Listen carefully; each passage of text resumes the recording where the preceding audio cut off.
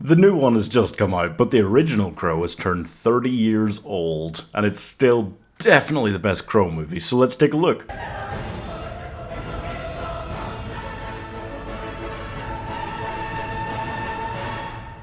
The Crow stars Brandon Lee in his final film role because he died during production, in a film that feels honestly kind of, I guess, fitting to be somebody's final role, in a way. Watching it back, it feels very much like it is this tribute to him, and there's a lot about life and death in it. It just, anyway. And it's about a supernatural concept that a crow can bring someone back from the dead if they have been really badly wronged, I guess. That feels like it would happen a lot, though. It doesn't, yeah, I don't get it, really. It's basically just a ghost. Like, it's been done before, but it's like 90s rocker vibes. It's fun. Eric Draven and Shelley Wexler are dead, to begin with. But that's not going to stop Eric from waking up after 1 year exactly on Devil's Night, October 30th, when apparently everything goes nuts in this unnamed city. It could be any American city, honestly. God, third world country, it really is. It's awful. Anyway, and he's got vengeance on his mind, because these random, evil, naughty guys killed them, and basically just did it because of a housing dispute? Wow, God. Rejoice, as instead of seeing the whole place in between and taking an hour to get really into the story, Eric and Shelley die before the film even begins. And he just, he does not hesitate.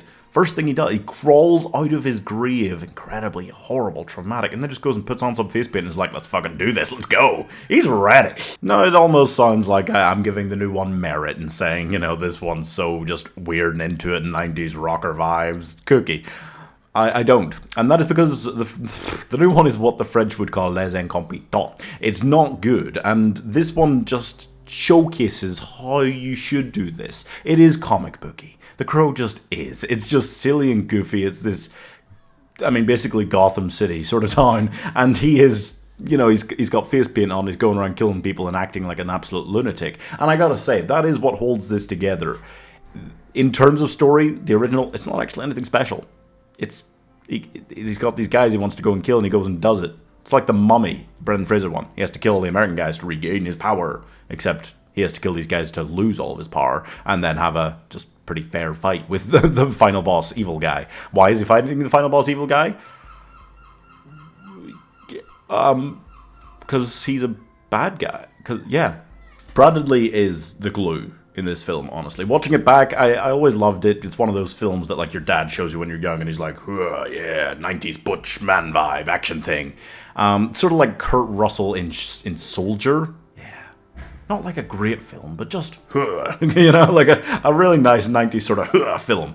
And at the risk of sounding too manly, there's not much danger there, honestly.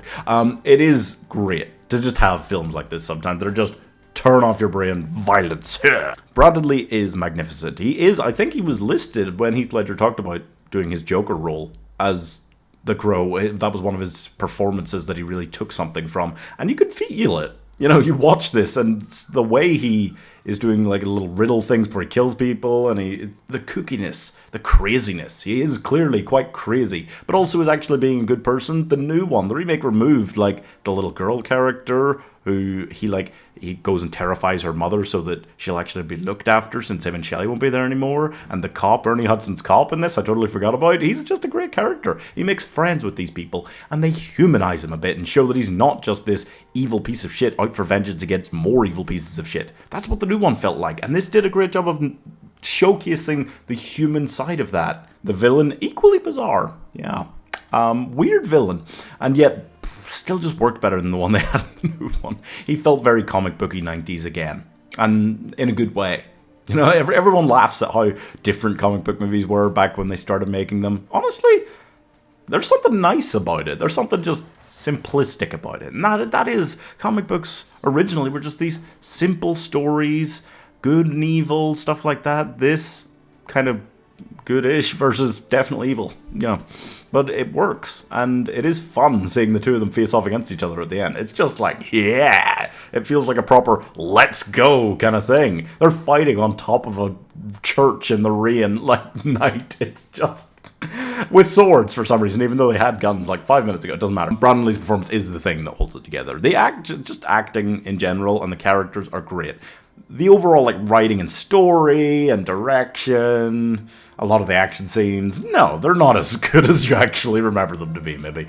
But Brandon Lee is so great that you forgive it for a lot of sins. He basically lives in Gotham City. He acts like the Joker. Ernie Hudson's character is kind of a Commissioner Gordon type.